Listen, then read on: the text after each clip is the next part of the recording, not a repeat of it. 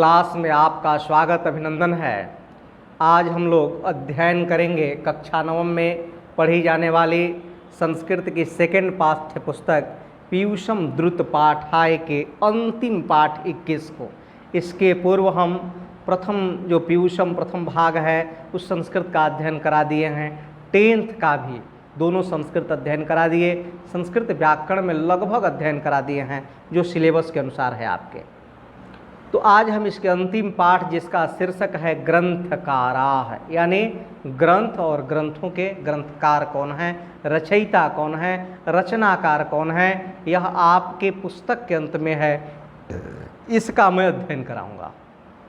यह अपने से भी याद करने की चीज़ है, एकदम बिल्कुल याद करना ही होगा। जब याद नहीं करेंगे तो आपका ऑब्जेक्टिव जो है वह आपको घाटा प्रदान कर देगा। इसलिए इस पाठ का विशेष महत्व है। आप इस जितनी भी रचनाएं हैं और इनके रचनाकारों के नाम याद अवश्य कर लें। आइए अब हम इसे देखते हैं। यदि आप इस चैनल पर नए हैं अवश्य सब्सक्राइब करके बगल में जो घंटे का बटन है उसे दबा के ऑल कर दें। लिखा पहला रामायणम। रामायण किसने लिखा? महर्षि वाल्मीकि ने। रामायण के रचयिता कौन है? महर्षि वाल्मीकि। और रामचरितमानस किसने लिखा? तुलसीदास ने। यहाँ बच्चे कंफ्यूज कर जाते हैं रामायण और रामचरितमानस में। रामायण जो है संस्कृत में है, किस भाषा में लिखी गई है? संस्कृत भाषा में, और उसे महर्षि वाल्मीकि ने लिखा है। उसे ही आदि काव्य भी कहा जाता है। रामायण को ही क्या कहा जाता है? आदि काव्य। महाभारत दूसरा हम आ गए। दूसरा क्या है? महाभारत। और महाभारत किसने लिखा? महर्षि वेद व्यास ने लिखा। महाभारत को किसने लिखा है? महर्षि वेद व्यास ने लिखा है। इसी से निकला है श्रीमद् भागवत गीता। उसका भी रचयिता पूछ दे तो हमारा उत्तर महर्षि वेद व्यास ही होगा। रघुवंशम। रघुवंशम लिखा कालिदास ने। रघुवंशम कालिदास ने लिखा है।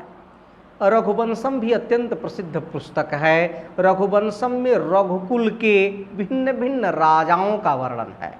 राजा रघु से लेके दिलीप तक का वर्णन है उसमें। कुमार संभवम। कुमार संभवम को भी लिखा है कालिदास ने। मालविकाग्निमित्रम नाटक है और इसे भी कालिदास ने लिखा है। विक्रमा और उर्वशी की कहानी विक्रम और वसीयम है, उसे भी कालिदास ने लिखा है। और नीचे आपका जो मिल रहा है अभिज्ञान शाकुंतलम, यह विश्व प्रसिद्ध नाटक है। अभिज्ञान शाकुंतलम जो जिसमें शकुंतला की कहानी है, यदि अवसर मिले तो आप अवश्य पढ़ें। यह कालिदास का नाटक है और विश्व प्रसिद्ध है। इसके बाद है ऋतु संहारम। ऋतु संहार को कालिदास ने लिखा है। और इसके बाद है मेघदूतम। मेघदूतम भी अत्यंत सुंदर है जिसको कालिदास ने लिखा है। यह कालिदास का एक खंड काव्य है या गीति काव्य कहेंगे मेघदूतम, जिसमें मेघ को दूत बना करके भेजा गया है। फिर है सौंदरनंदम। सौंदरनंद को अश्वघोष ने लिखा है। बुद्धचरितम को भी अश्वघोष ने लिखा है। किरातार्जुनियम जिसमें किरात और अर्जुन की कथा है वह भारवी ने लिखा है। शिशुपाल वधम महाकवि माघ ने लिखा है।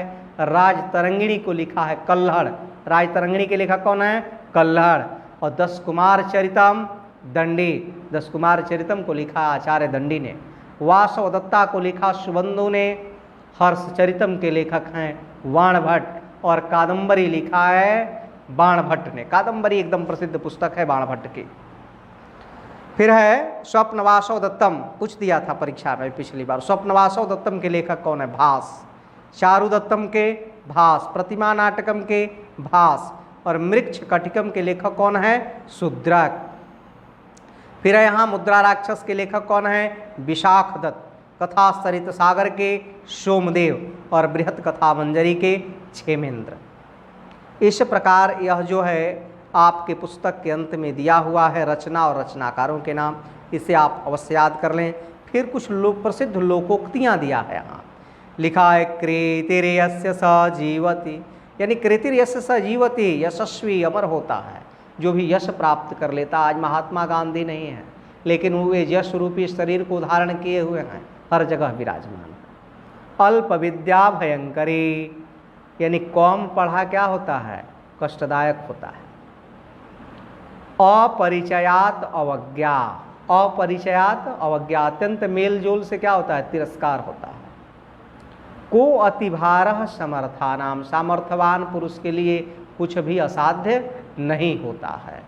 न निम्बो मधुरायते, न निम्बो मधुरायते माने नींबू कभी मधुर नहीं हो सकता, किसी का स्वभाव कभी बदलता नहीं है। किसी इंग्लिश राइटर ने लिखा भी है कि nature, literature and signature is not transferable, ये कभी परिवर्तित नहीं होता, स्वभाव कभी नहीं बदलता।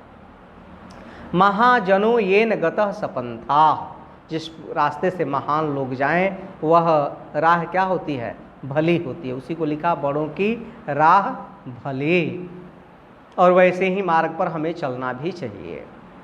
सत्यमेव जयते नान्यतम, सत्य की जय हो, झूठ की नहीं।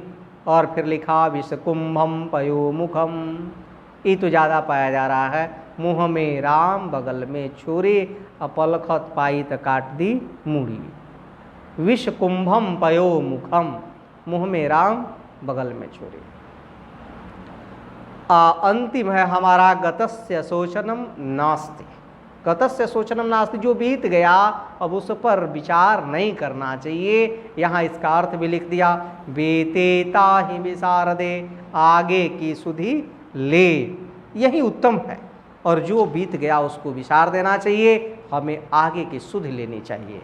तो इसका भी मैंने आज हम नवम वर्ग के सेकंड पुस्तक का भी जो हिंदी अर्थ है उसका समापन कर दिए। अब हम इसके प्रश्न उत्तर को भी आपको बहुत कम 2-3 क्वेश्चन है प्रत्येक चैप्टर से, एक उसका वीडियो बना के हम आपको प्रदान कर देंगे, जिससे परीक्षा में जो आपका बहुत सहायक होगा और वह आपको प्राप्त हो जाएगा।